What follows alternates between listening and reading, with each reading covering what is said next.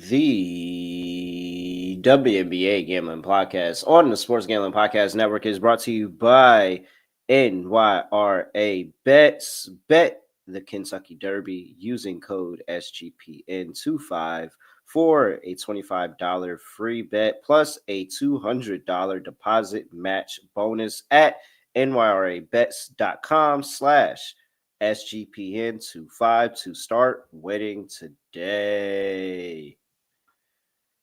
Yes, sir. We are back with another edition of the WNBA Gambling Podcast on the Sports Gambling Podcast Network. No me, no the voice, no guy. It's me, really raw, villain raw, Terrell Furman Jr. here at your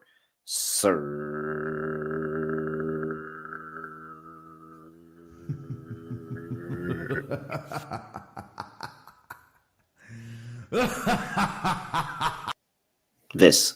Appreciate it, Sky. I couldn't find it. All good. Hard.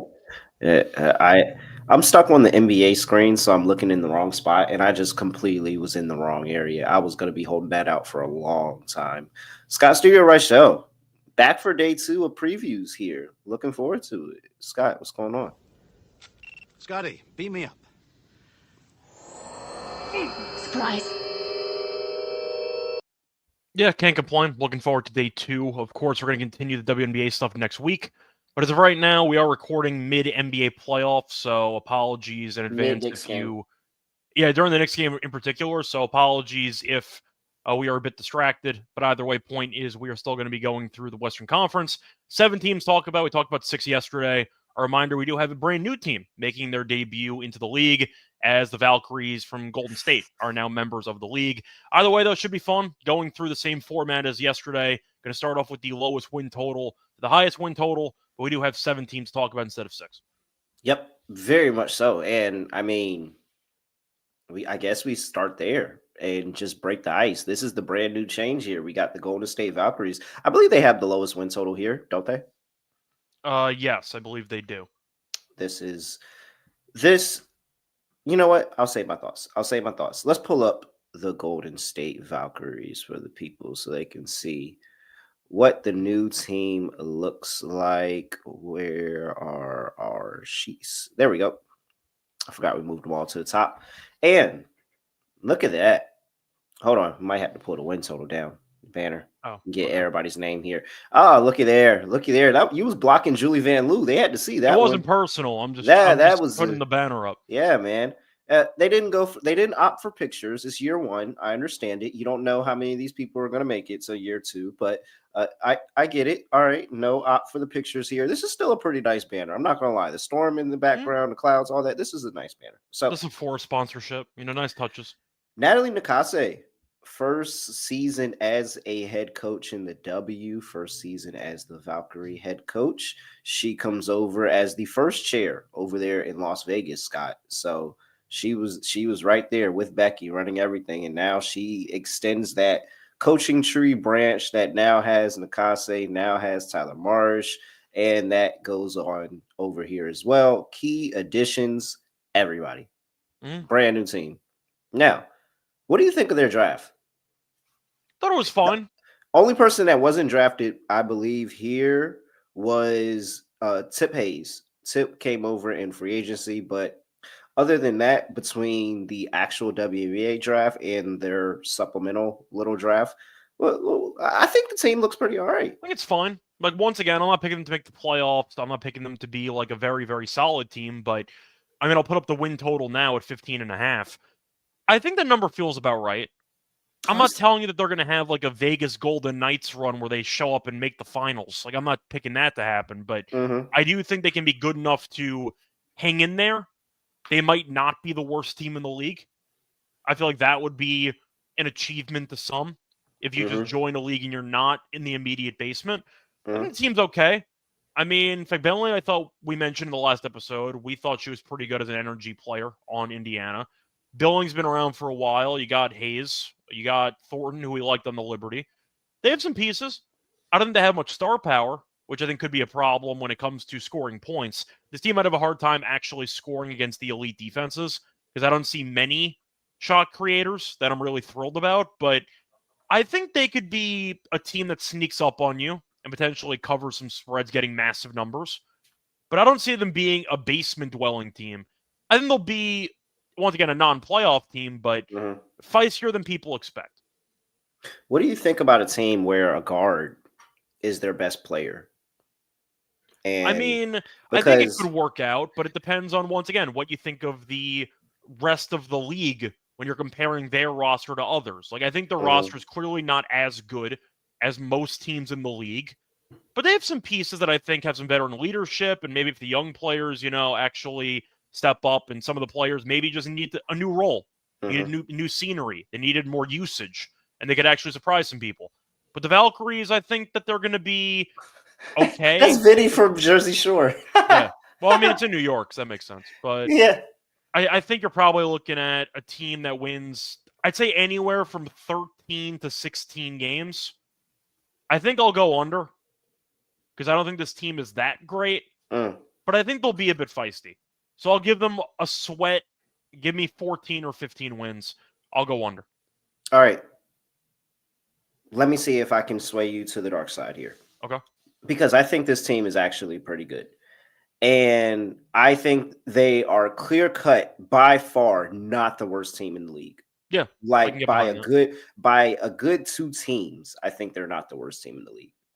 And so if we pull out a win total real quick and you look at here, I think what's very interesting is you have a legit point guard in Julie Van Loo.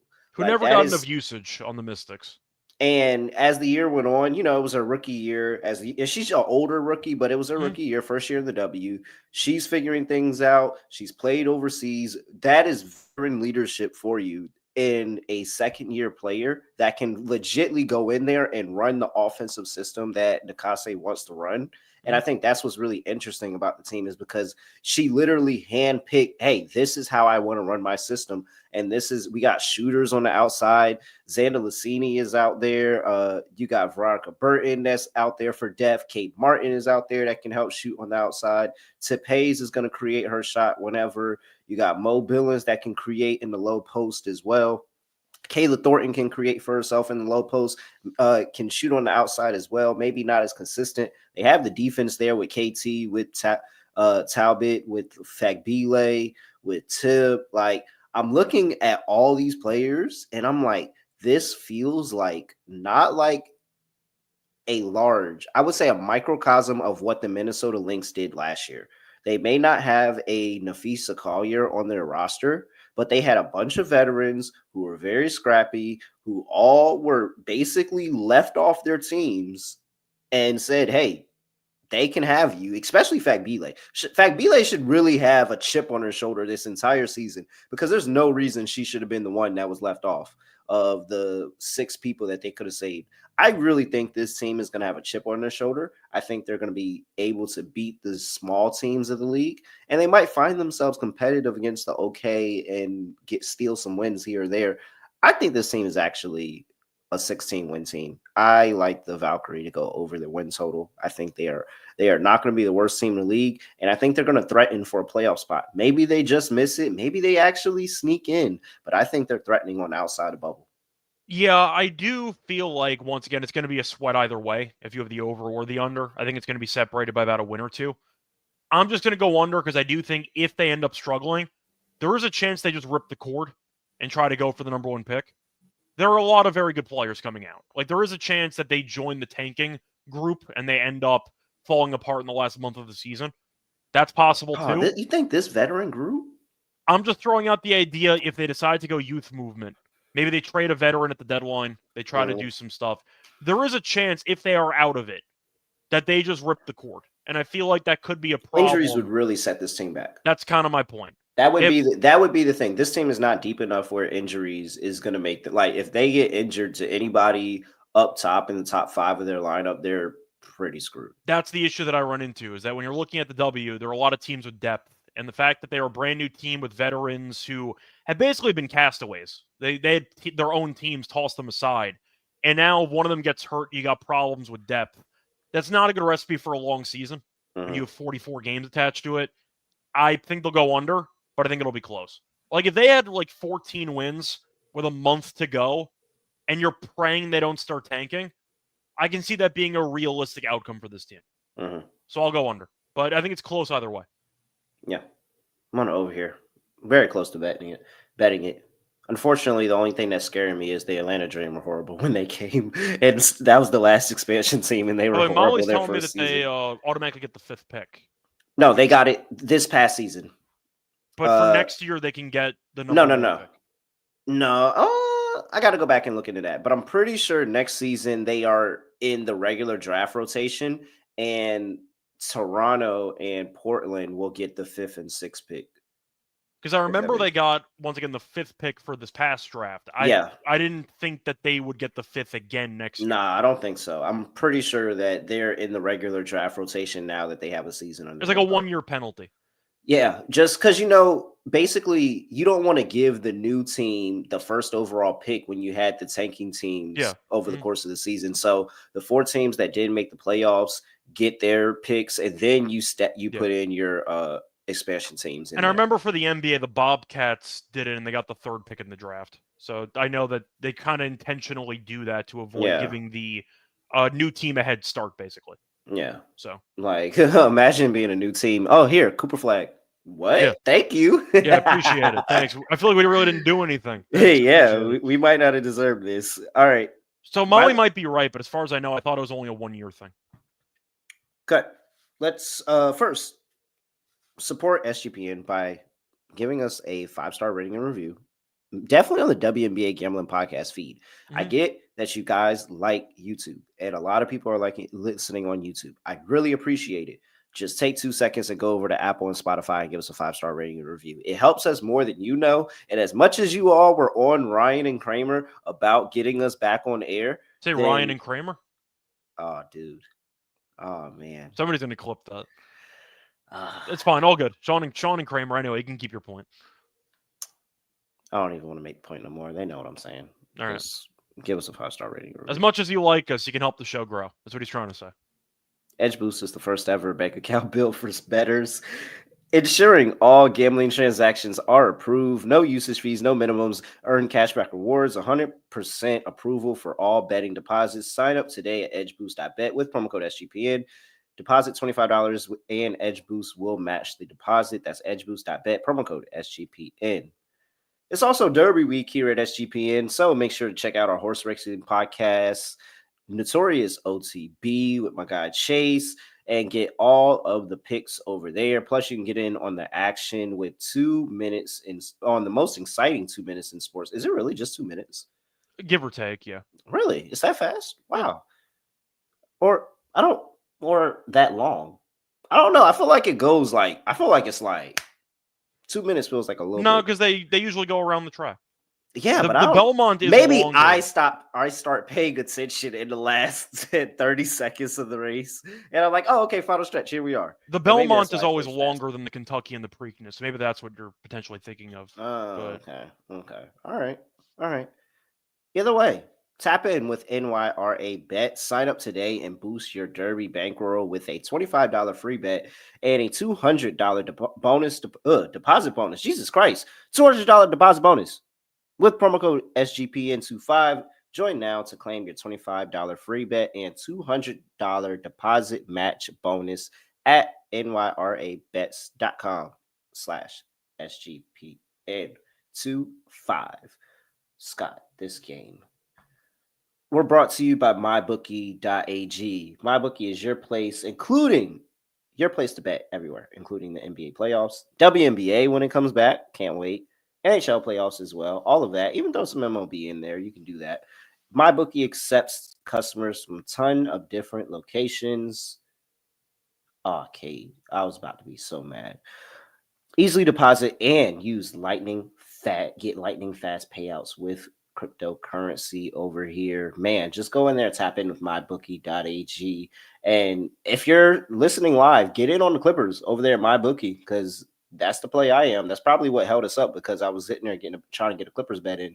So make sure you go over there, head to mybookie.ag, promo code SGPN for 100% deposit match up to $1,000. Terms and conditions apply. That's mybookie.ag, promo code SGPN.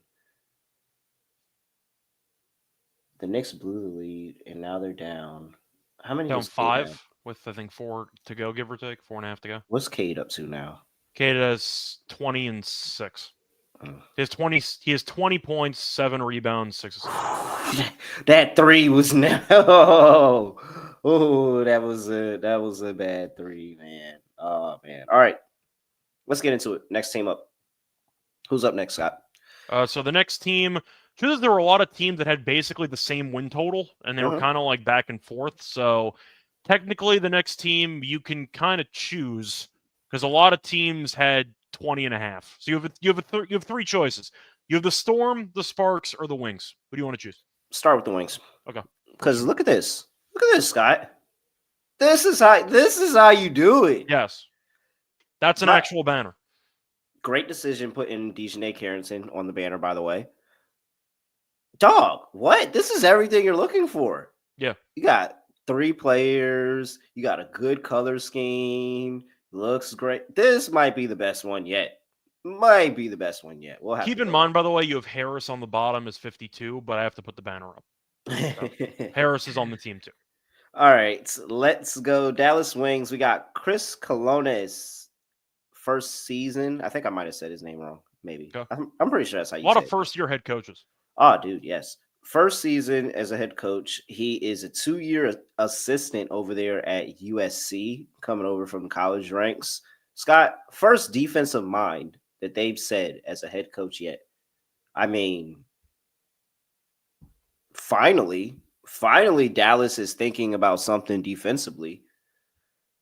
Key losses, Satu Sabali is gone, Natasha Howard is gone, Kalani Brown is gone. But they retooled the entire team, Scott, and you can see it right there on the poster. All 3 of those players were not here last year. Maisha Hines-Allen, Dejanay Carrington, you got Nalissa Smith as well. Paige Becker's number 1 overall in the draft. Isaiah James comes over in the draft. JJ Quinterly comes over in the draft. We'll see if she makes the team. You got Ty Harris, who you're blocking right now. She comes over from the Sun in that trade. So this is a brand new team. Even MHH down there is even here. And we'll see if she makes the team. But Joyner Holmes as well. Brand new complete team here for Colonnes and his first year with the team. But it's a high win total at 20.5. Well, I'm going to ask you because last year was rock bottom. And they had a very offensive-minded approach, and it failed miserably. In fact, they were basically the worst team in the league. So I'm going to ask you, do you, 1, like the transition to defense, and 2, do you like this year's roster compared to last year's roster? I like the transition to defense if it works. Okay. And what about the roster? So if they're wait, get up. Oh, no, he got hit in the nuts. Wait, I think he got hit in the nuts. I think Josh Hart got hit in the nuts. I think he's okay. Never mind. Okay. So I'm interested if it works. They do have the talent here to make this a good defensive team. I mean, anytime you have Dejanay Carrington able to take, the best guard away from a team, you're automatically feeling really, really good about your position. And I think Maisha Hines-Allen gives you some size, and I think he can work with this. This is something to work with. Is it going to translate into wins? I don't know, Scott. Well, they got to figure everything. They have to figure everything out again. Well, we have to address the main point, I think, associated with the wins. Because Arike is the alpha. She's going to try to get hers no matter what. Yeah. How do we think Paige looks in her first season? Because I feel like a lot of their success is going to come down to how quickly Paige adjusts to WNBA life. And we saw the Fever last year look horrible early on. And then Clark made a switch. She figured out the league, and they ended up surging for the back half of the year. Do we think Paige comes out into the league, I don't want to say dominates, but how long does it take for her to look comfortable? Because that might actually determine the win total. So I think we'll see, but I think the physicality is already going to be an issue because she's, a smaller, not necessarily small in terms of height, but just terms of build guard. And so the physicality is going to be an issue in the league. But I think that this is a match made in heaven because now Arike can legitimately go back to playing the 2 And Paige is now the ball handler. Paige is running the offense. Paige is getting everybody set. And I think it could work, just not off the rip. Like, I think it's going to take time for her to adjust to the game speed, adjust to the physicality, everything that comes with being the number one overall pick in the W, and not just a regular number one overall pick, but a highly touted number one overall pick. Like, I think maybe a lot of outsiders to the sport may be like, oh, okay, Paige Beckers is cool, but but Caitlin Clark, like, whatever. But people don't understand how good, like, Paige Beckers is a is a monster. 50, 40, 90 player. Like, She's an legit absolute 50, monster. 40, 90. She dropped 40 in an NCAA tournament game. Like, she's a monster. She's probably going to finish, maybe probably not this season, but there's going to be multiple seasons of 50, 40, 90 under her belt. Like, she's that efficient, that good of a player. And she's going to really set up her teammates, and it's going to be a lot of the assists. So I think the offense can look good. It probably will be a lot slower, and that'll be interesting. And we'll see how that looks for Dallas, because that's going to be completely different from what Enrique's been doing basically her entire career there. I don't think they're a 20-win team, Scott. As much as all of this looks cool and it looks fun and it's the shiny new toy in the league, Caitlin Clark didn't make them a 21-win team. They were a 20-win team. Now, there's 4 more games, but I don't think that this is the same. I don't think this is the same. I think this team is going to be okay. I think they're going to be fine. I think they're going to be battling in the end for a playoff spot. Whether they get in or not, we'll see. But I don't think this is a team where I could just go ahead and peg them to be 500 or better. That's fair. I mean, I feel like when we're talking about this team, we're going to have to potentially put it on pause and go through the other 2 teams with the same win total, and we just pick which one we like more. All right, let's do it. So, I mean, once again, the Sparks and the Storm also have 20.5 wins. All right, let's go. So we're going to have to switch it up. We'll do the Sparks next. All right, Sparks are next. We've got the Los Angeles Sparks, Lynn Roberts, first season as head coach here in the Sparks, coming over from Utah, Scott, in the college ranks. Guess what Lynn Roberts' thing is, Scott? Up-tempo offense. Mm-hmm. Guess who the Sparks just got? Kelsey Plum. Actually, the key losses for the Sparks, as we look at this roster, Lexi Brown. It's really not like another key loss in there. I mean, I guess maybe Laisha Clarendon, but I mean, there's really not another key loss in there, Scott. And they're getting Cameron Brink back. You look at the roster, you bring in Kelsey Plum, you bring in Sarah Ashley Barker from Alabama in the draft, you bring in Mercedes Russell from Seattle. And I mean, this is a team that can't be any worse than what they were last year because they got better. I mean, do you think their 21 wins good? Because I don't. I think that they're going to have an issue on defense still. And the up-tempo offense, fast-paced, doesn't make me feel any better about them being good defensively. I think it's going to be Cameron Brink out there blocking shots, and that's about it. Doesn't make them a good defensive team. Now, I do think they have a lot of size on this roster, and I think that is interesting. And they'll give the same teams that they always give problems. Like, they're going to give the Aces problems when they see them. That's always a bad matchup for the Aces, and it's going to be a war. But are they going to win a lot of these games? I don't think so. Like, I don't think Kelsey Plum is going to come here and just automatically turn this team around where they are one of the top. Like, basically, you're saying 21 wins, you're one of the top teams in the league. Like, you're in a league of 13, you're easily in the top half of the league. And I can't say that this team is easily in the top half of the league yet. So far, the 2 teams we talked about for 20.5 wins, I prefer the Wings roster over the Sparks roster. Just by comparing these 2 personally. The thing that I got to keep in mind is that Brink didn't play much a rookie season. So you can argue that she's still going to be learning on the job. And I have questions about the floor spacing with Hamby and with Brink together. I know Hamby had a very solid offensive season. She was very good, but Brink isn't really known for offensive skills. I'll put it that way. And I feel like when you're playing up tempo and you also might have a clogged front court, you might have some problems when it comes to spacing. They might have to work that out. Now, I do think the up-tempo is going to work in favor of course, Plum. It'll work in favor of McDonald, especially. I think he's going to have a solid season. Rakia, who had a very solid season last year as well. They have some pieces that I find intriguing.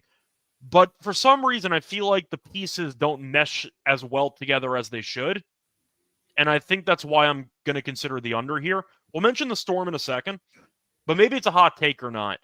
I think I prefer the way the Wings pieces mesh more than the way that the Sparks pieces mesh. Is that a hot take?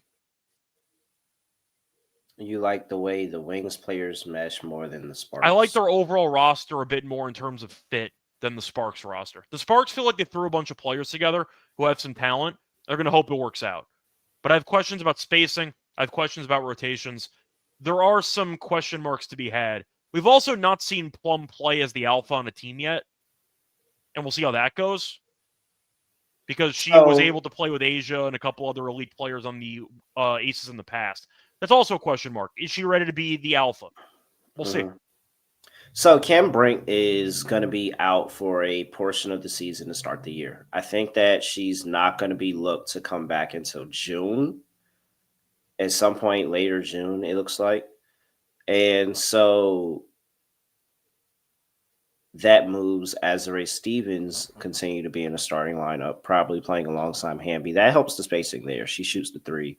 I really think Rakia is going to take a really big leap here. I still like that they have Odyssey Sims on the roster. And as a backup guard, like this team is going to put up points. That's the thing. Regardless of what's going to happen, over. I'm going to take the over in all of these games. I can't wait till the Wings and the Sparks and the Dream play the Dream.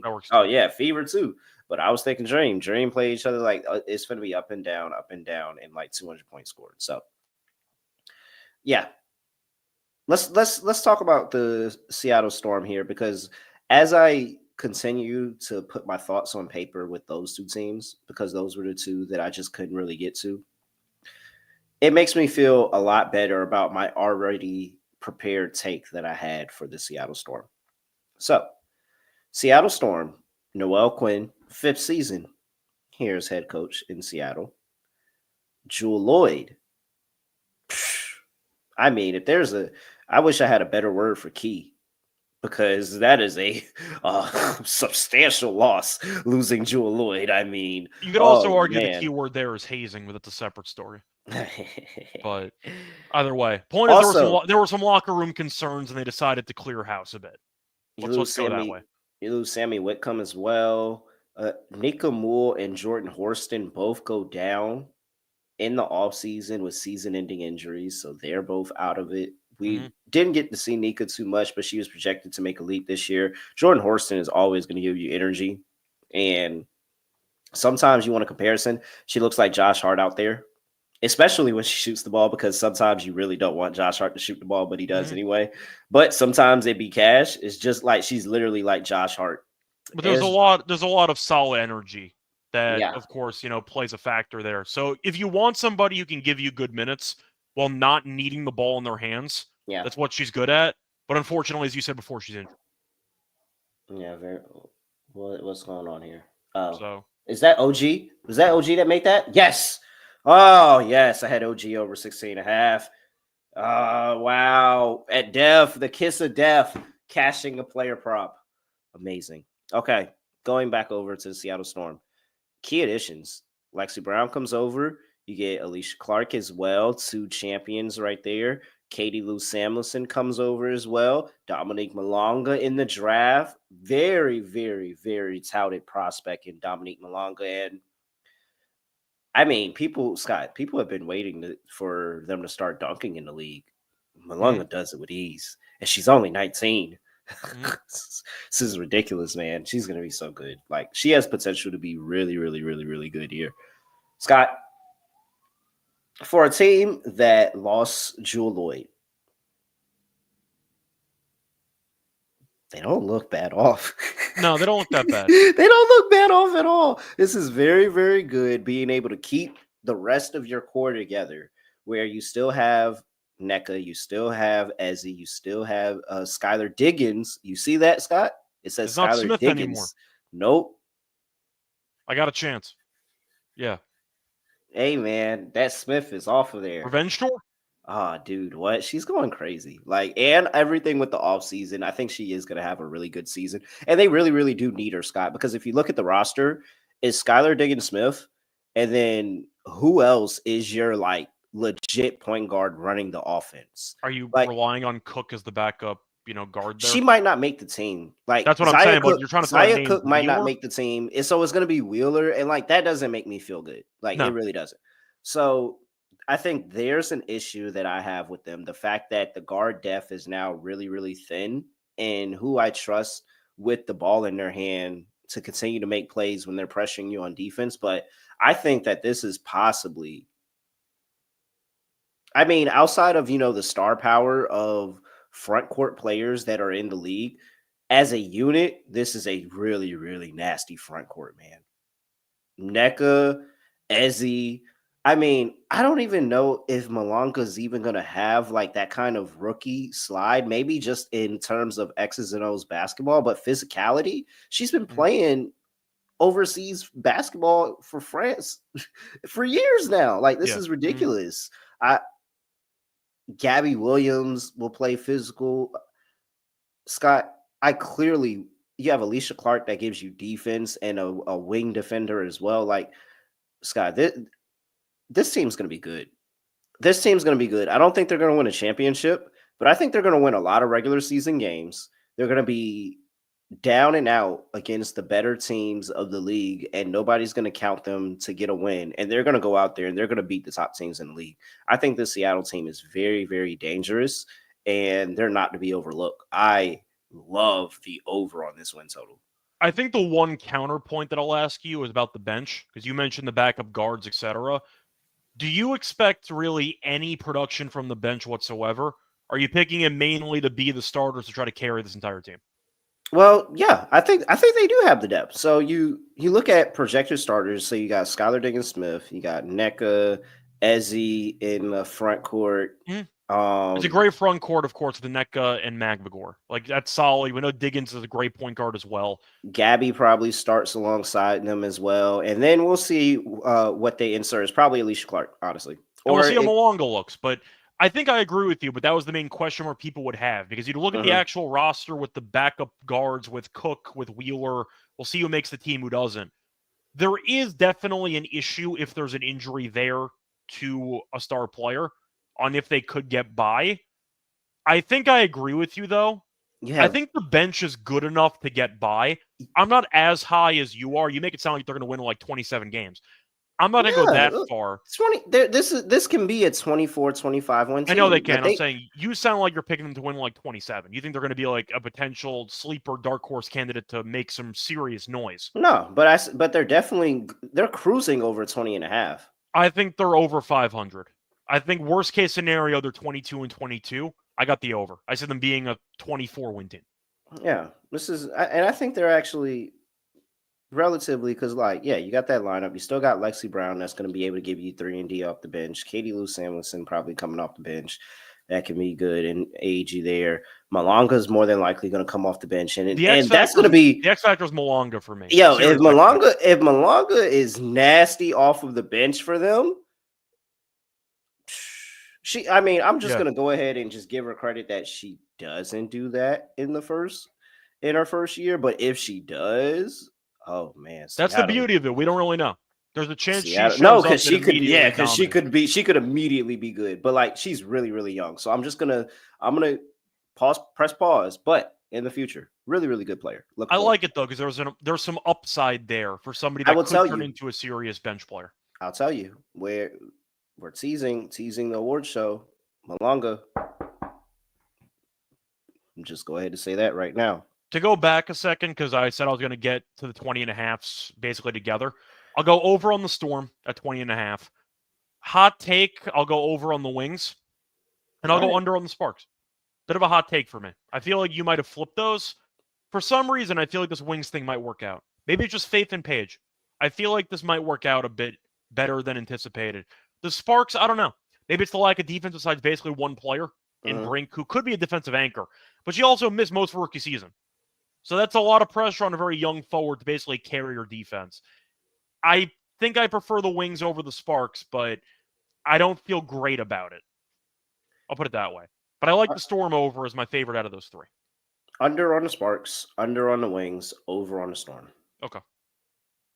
That's how I'm going to have it. There'll be a lot of teams. I think there's going to be a lot of, like, at the end of the season, it's going to be a lot of teams in one little gaggle there fighting for a playoff spot. Yeah. I don't know. For some reason, I just think Page is going to be a solid combo with. Oh, dude. Page is going to be good. Can't wait. Agumbawale, sorry. You know what I meant. Yeah. Sorry. All right. Before we get to next team, got to talk to everybody about Underdog Fantasy. Sign up for Underdog Fantasy Pick'em. Any sport you can win up to 100 times your entry by picking higher or lower your favorite players' fantasy stats. So head over there, sign up with that promo code NBA SGPN over there. Special pick, first time deposit offer up to $1,000 in bonus credits. UnderdogFantasy.com, promo code NBA SGPN. And we're brought to you by Rhythm, your home for AI bat picks and props. Dominate the NBA playoffs, MLB prop market with Rhythm. Build your own model. It's super simple, super easy. Just slide the sliders over, and that's it. So Rhythm has some amazing deals going on right now. 25% off monthly subscription, SGPN25. 50% off an annual subscription, SGPN50. Go to sportsgamblingpodcast.com/rhythm to get a 7-day free trial on top of all of that. And then use the promo code SGPN25 or SGPN50. That's sportsgamblingpodcast.com/RITHMM, sportsgamblingpodcast.com/rhythm. All right. Let's see. Who's next? Next, we have the... Go. What was that, Hip Hop Harry? Who's next? Yeah. That was a deep pull there. It was. I respect the deep pull, though. Shout out to the Mercury, who are next. Famous Mercury, Nate Tibbetts in year 2 as head coach over there. How do you evaluate year 1? I mean, as the true hater I am, I guess I'll give him a pass that he had to still stick with Diana Taurasi for a little while. But, I mean, they had injuries. It was up and down. Like, I guess I'll give him a pass, but it wasn't anything to write home about. I see the vision, but this is the season that's really going to mean something for me, because this is where you have, like, it's everything. Everything's on the table here. For the record, by the way, because they didn't have a graphic, it's kind of over our faces. But yeah, no, we're about to get this out of here. They suck. They should have. The only team in the league that didn't do a graphic on social media. Like, how? I mean, you can leave it up for a second, just to actually look at this roster, but it's different. Of course, you have no Taurasi, you have no Griner. Oh yeah, key losses: Brittany Griner, Diana Taurasi, Natasha Cloud, Sophie Cunningham, Rebecca Allen, Mo Billings, all gone. You bring in Alyssa Thomas, you bring in Satu Sabali, you bring in Kalani Brown, you bring in Sammy Whitcomb over there from Seattle, and it's a brand new look team here, led by Alyssa Thomas. I mean, you bring on an MVP talent caliber player, you're a brand new team, and they're respected on the win total for it, 22.5. With his offense and with AT running his offense, they are going to put up a lot of shots.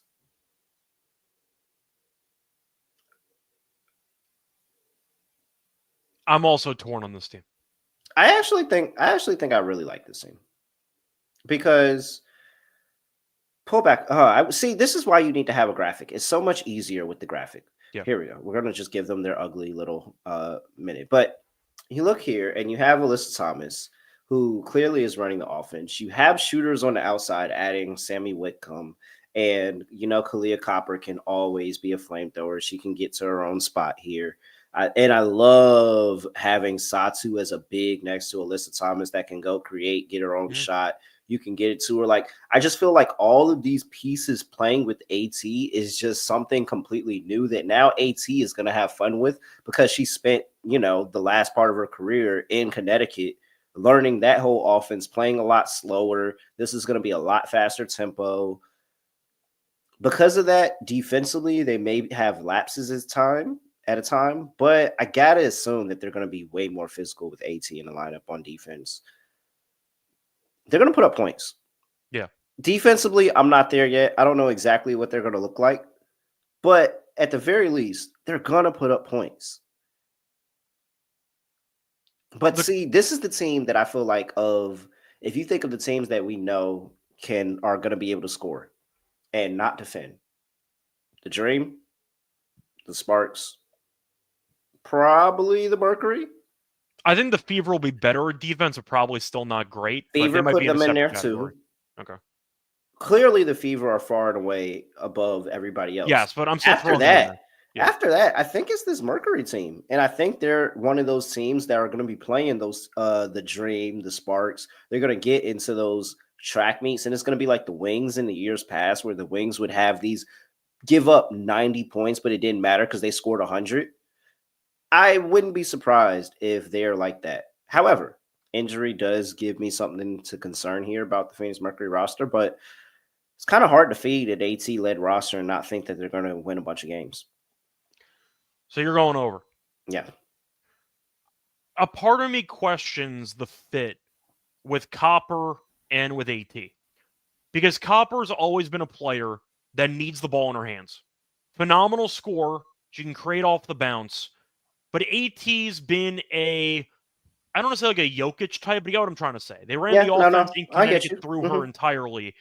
And I just question if any of these elite scorers that they have, Satu I think can, do I think Copper can actually play off ball? And that's going to be a question that we're going to have an answer to. So can I throw out this? Yeah. She played with Candace Parker. Yeah. My point is that we know the last couple of years for Copper, she wants the ball in her hands. And yeah, it was a change there. But again, she also played with and won a championship with Candace Parker. And Candace Parker is a big that looks to distribute to teammates, very similar to AT. I think it could work easily. I mean, to be fair, Candace Parker is also probably the best defensive player in the league for a while, or she was like up there. And I don't think AT is that defensively by comparison. Yeah, no, definitely. But Candace Parker's also a top 3 player in the history of the league. So in terms of offense and how is it going to fit, I think it'll fit fine. I think it'll fit fine, and her playing off of AT, and I think that's just more of the caliber player of AT, and I think it's just a cheat code when you have a big like AT, like Candace Parker, that's just so good at playmaking, like how Jokic is a cheat code in the NBA. And AT really doesn't need to shoot. She's fine with getting 12 assists and 10 points. Like, she's fine with that. Now, would I like her to hit an elbow jumper here or there? Yeah, but doesn't have to. I hope, maybe she worked on it in the offseason and we see a little bit more of the elbow jumper there because they give it to her. So a part of me is also concerned on a separate point. I agree with you about Copper. Wanted to mention that, though, because we know how ball dependent she has been. This team hasn't been good for a while, so that's why I'm asking. Like, Copper seemed to get the green light whenever she wanted. Now there's going to be a bit more push and pull. Do we like the fit with Satu? Because Satu, I know, can shoot from the outside. AT really can't. My concern is they're going to end up basically pushing Satu out to the three-point line, which takes away a lot of her strengths because AT might be clogging the middle. And that's going to be on Simmons to figure out and make sure that hey, yes, Satu can shoot that shot, and yes, she can be very efficient at it, but we also got to get her working in the low post, and we got to be able, and maybe, there's some high-low with Satu and AT there. We see some different types of sets. I think the Phoenix Mercury are the team that I'm most interested to see how this all plays out. I think everybody else, I have a general idea, and I do have a general idea of the Mercury. But I really am interested in, AT, Kalia Copper, Satu Sapali. How many games can you win? How good does that offense look? Because on paper, it sounds amazing. But I've seen a lot of teams on paper look amazing and then not turn out to it. I'm a little bit more optimistic. I don't know where you're at. I'm really on the fence here. I think this can go badly. And Molly mentioned it, the depth isn't that great, which I can agree with. I don't think the bench is that great. If everyone stays healthy, they got a shot at it, but I really don't know if this team's going to play defense. And last year, this team folded very quickly.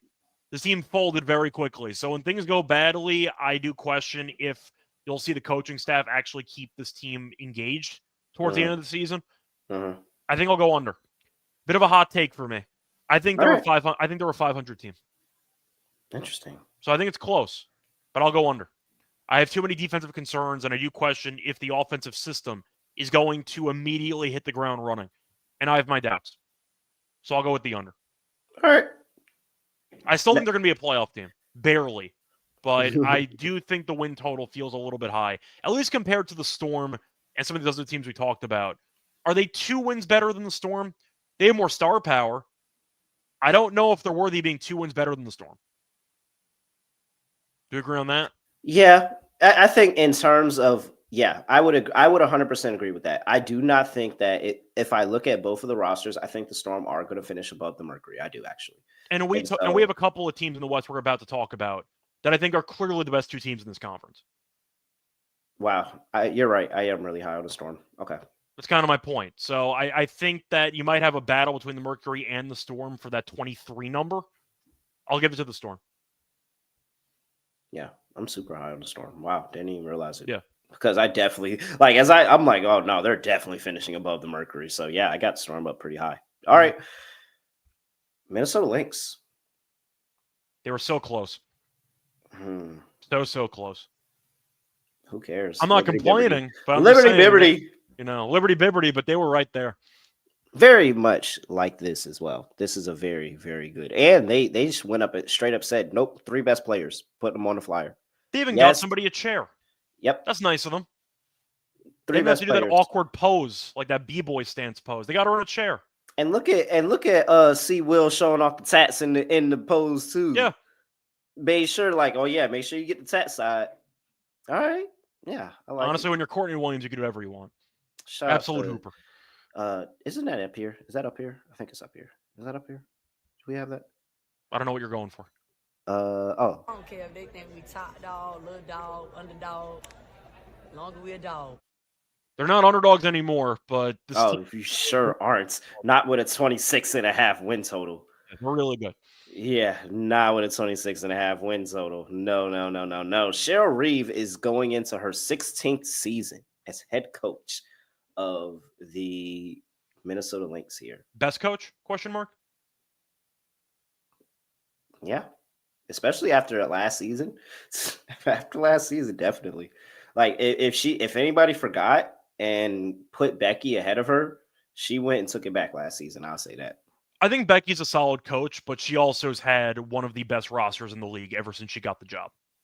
And she went and brought Minnesota back into championship. Like, when was the last? It was a minute. Like, what was that? The Spark series? Was that the last time they was in championship since then? I mean, I'm getting flashbacks to like Maya Moore. So, like, all right. Was Maya Moore still on the team when the last time they made a title game?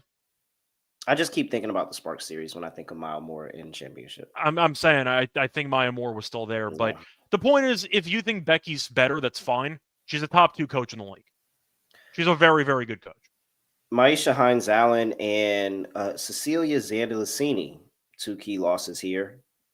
Couple of additions, Grace Berger, Carly Samuelson, but essentially Scott, they ran it back. Yeah, they're running the squad back. As they should, because they were really, really good last year. They should. So here's the question. How many teams got better, and where do they stack up with the same team as last year, basically? A lot of win totals in the West in the 20s. I recognize how tough that could be. There were a lot of low totals in the East, though, to be fair. So you're going to see it balance out. I still love this team. I got to go with the over. You added 4 more games. Do I think they can go 27-17? Hell yeah, they can go 27-17. Yeah. I got them winning 30+. They got everyone back. I'm fine with it. I like the decision. Keep the cohesion. They were on the cusp of a title and fell just a bit short. This team is still really good. Nafisa, you could argue right now, is a top 3 player in the league. I would not argue with you if you said she was a top 3 player in the league. They have the star power. They have the depth. They have the overall solid, I'd say, hierarchy on the team where nobody's going to be clashing for shots. Everyone knows their role. And I do like that a lot.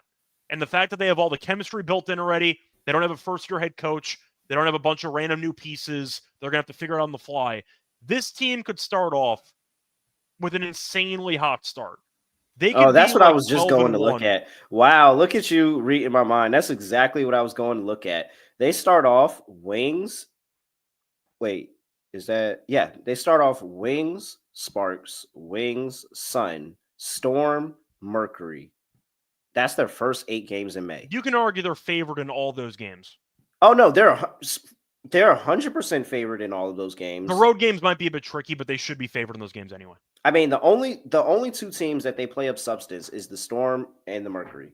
The Storm is going to be in Minnesota, so that's 100% they're going to be favored. And they're going on the road to the Mercury. And by that point, they're potentially 7-0 at that point, Scott. So they're probably going to be favored in that game. If they started the season out like 12-1, 12-2, it would not shock me either. Because with the chemistry they have and with the roster depth they have, they can just hit the ground running. I mean, Scott, look at this. So we said that. Go into June. Valkyries, Mercury again, Wings again, Storm again, Sparks, Aces, Sparks, Mystics, Dream. We really might just be backing this team Sun. out of the gate and just hit the ground running because they can be in a phenomenal position early in the season. I got to go over. Yeah. 27-17, defending runner-ups, entire roster back, basically. I think they win at least 30 games. I'll say at least 28, but I think 26.5 is too low. Give me the over.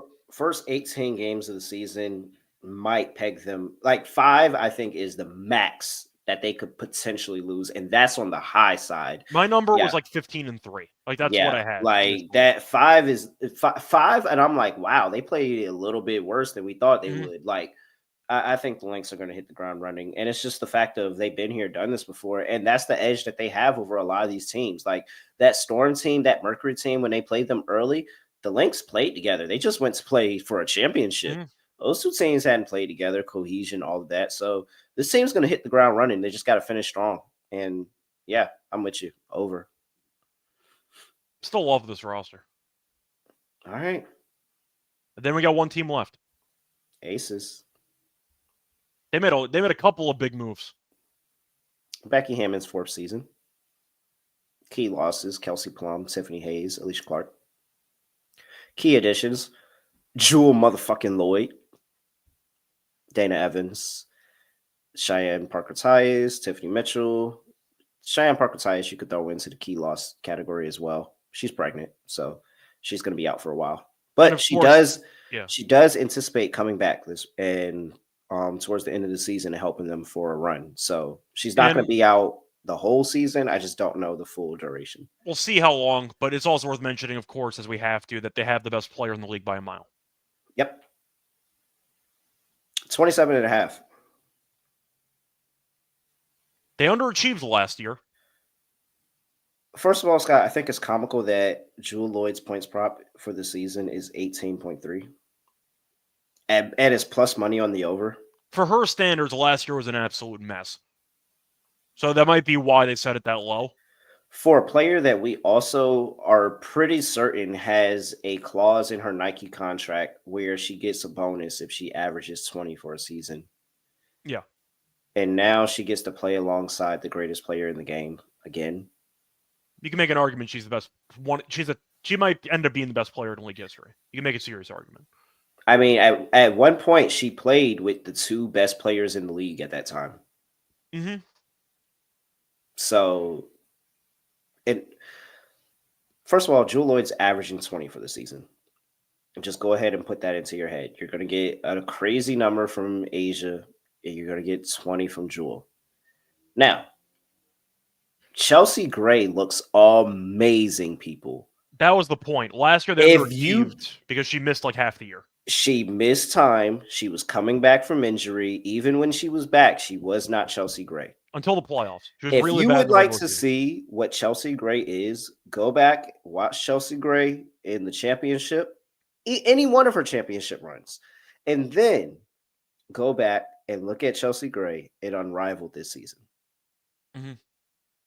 That's what Unrivaled was supposed to do for us, Scott. I was supposed to look at Unrivaled and say, that person's going to have a great year because they look amazing.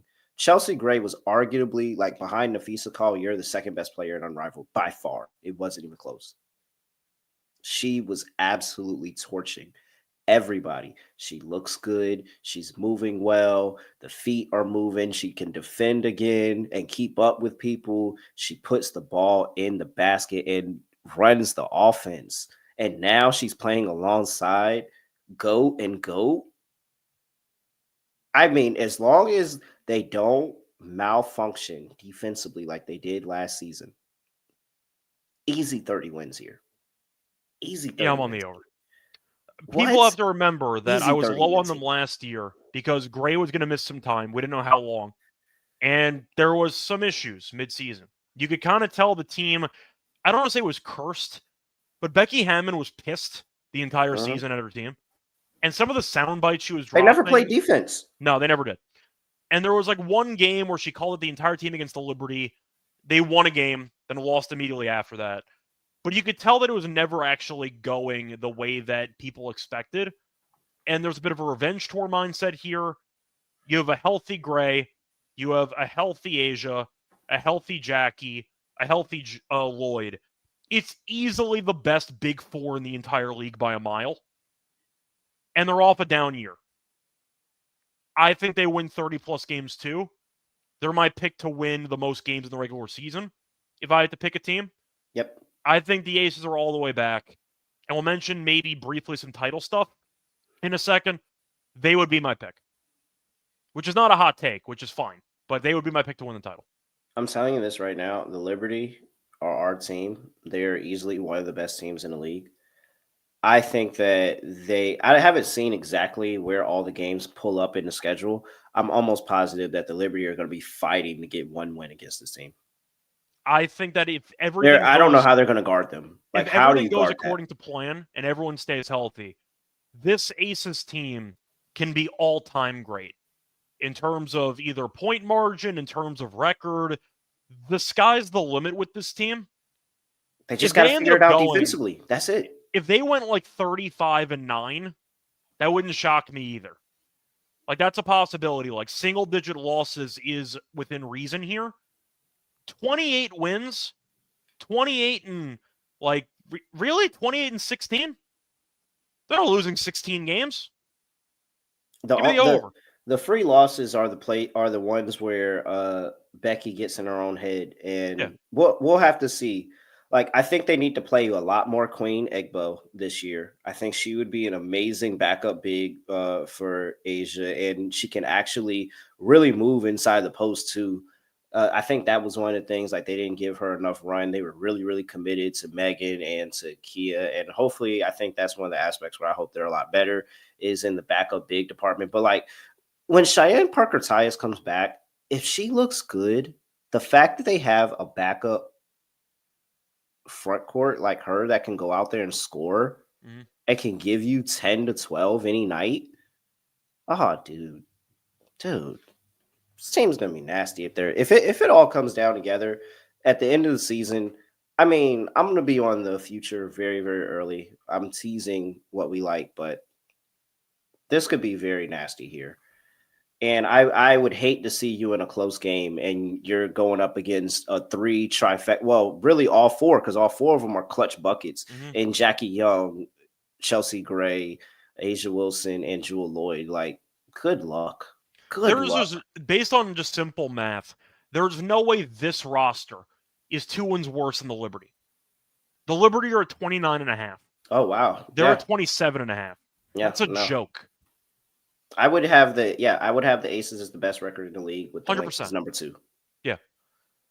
So give me the Aces over. That's going to segue, by the way, into best bets. Over. Yeah. On the Aces. Over on the Aces. Over on the Lynx. My favorite one, though, is the Aces. That line should be higher. There's no way they're 2 full games worse than the Liberty. That's just nonsense. And I don't think they were, like, people don't remember, like, in the last year was not the, like, that's not typical. Like, no, the Aces are normal. Their win total is normally closer to 30. If and it's not title at or bust. 30. Yeah, it is title or bust. Like, that last year was an anomaly. And you saw Asia talking about it at training camp, like, all right, we had to sit with that, and now we're coming back, and it's going to be go time. Like, easily could be one of the best teams in the league again. Scott, I'm adding Valkyries 15.5. I'm sorry. Okay. That's on my card. It's on my card. I think they're good. I think they're borderline playoff team, and they're going to play up. play up the entire year. I think I'm mostly going chalk here. I think the Lynx win 30. I think the Aces win 30 minimum. And we're a bit down on the East because the Liberty had some injury question marks, and we think there might be some issues there.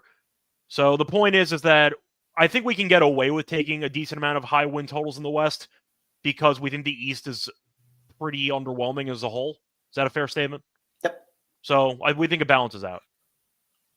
Aces 27.5, Lynx 26.5. I'm on Seattle 20.5. Over on all three of those, and the over on the Valkyries 15.5 wins. They are not the worst team in the league, and they will prove it. They are not the worst team in the league.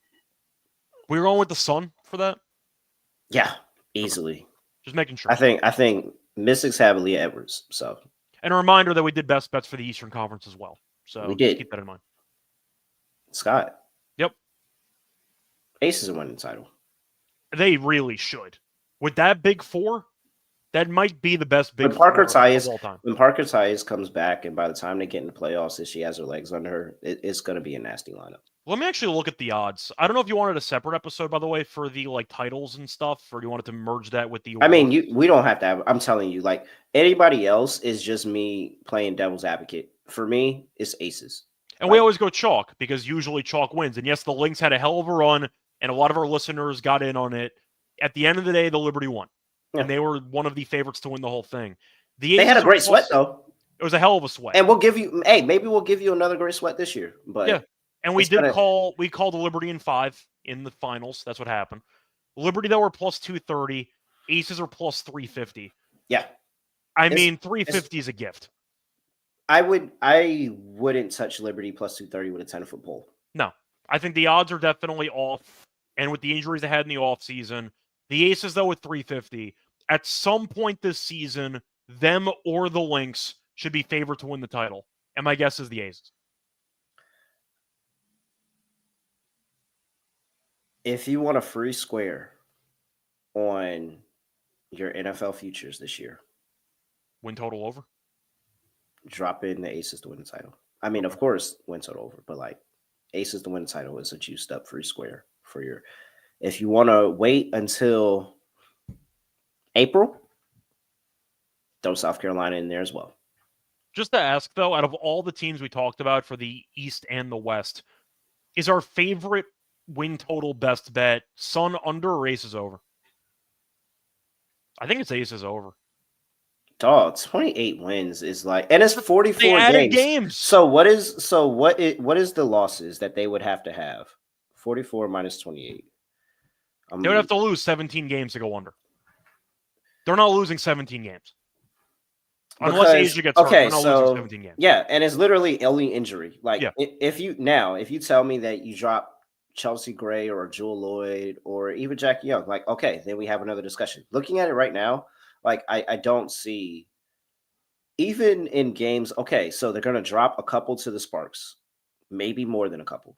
The Sparks is definitely going to be a team that's going to fuck with them. But they always do. Minnesota is going to fuck with them. Indiana, going to fuck with them. Chicago, they'll fuck with them. Golden State, Dream, Connecticut, Washington. We'll see about Seattle. I think that'll be a good game. They'll probably steal a couple. Dallas and the Liberty. 17 is just that's legit 6 teams that I feel like that are really going to be struggling to get a couple of wins against this Aces team. Yeah, and I do want to point out, by the way, since we're talking about the Aces in general with their current win total, you mentioned injuries. They might be able to get by. At least a certain stretch missing a player or two. But I do think when you're looking at the wins and you're looking at the overall record, how many games will they be underdogs in if you want to play this game? There's 44 games. They'll be dogs against the Liberty in a couple, probably. On the road to the Minnesota. They're going to be dogs in the first game of the year to the Liberty property. And that's going to be, I promise you, that's going to be the worst line they set all year if they really make them a dogs to the Liberty on ring night. You have Minnesota on the road and you have the Liberty on the road. Besides and Indiana. They'll if I'm right about we're right about Indiana, maybe a road, on the road. Game. Yeah. Maybe. Let's assume health goes in everybody's favor for the sake of this experiment. Are they underdogs in 7 games tops the entire season? Maybe not even that if they get out hot. So they would have to lose, just to do the math there, they would have to lose 10 games minimum as favorites to go under their win total. That's not happening. My favorite play is the Aces over. Yeah. So that line is criminally low. As much as I really think the Sun are horrible, that is a really low total for an Aces team. That if they gave us this last year, if they gave us this anytime over Becky Hammond's run, probably would have been looking crazy. Like, what? This team And you're has been looking at it good from the for a lens long of 40 time. games. They added more games. Yeah. I think it should be 29.5. I think 27.5 is too low. All right. But anyway, that's basically it. Let's see here, Scott. All right. Anything else for people before we get up out of here? Not really. We'll back once again next week to get into some awards. Should be fun.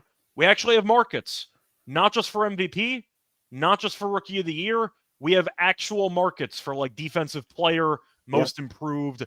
We've come a long way with the W. We used to have nothing, and now we got a lot. So I'm happy about how much more popular the WNBA's gotten, not just from a fan perspective, from a gambling perspective. We have actual lines on awards, and I appreciate it. So looking forward to it. All right. He's at Reichel Radio. I'm at really real __. Make sure you give us a follow on X. And hey, make sure you give us a 5-star rating and review wherever you get your podcast for the WNBA Gambling Podcast. With that, like you said, we'll be back next week. And then after next week, I mean, it'll be time for the season. Can't wait. Can't wait. All right. With that, I have nothing else to say, nothing else to do. No other way of ending the podcast. Just going to end it like this. We are out of here.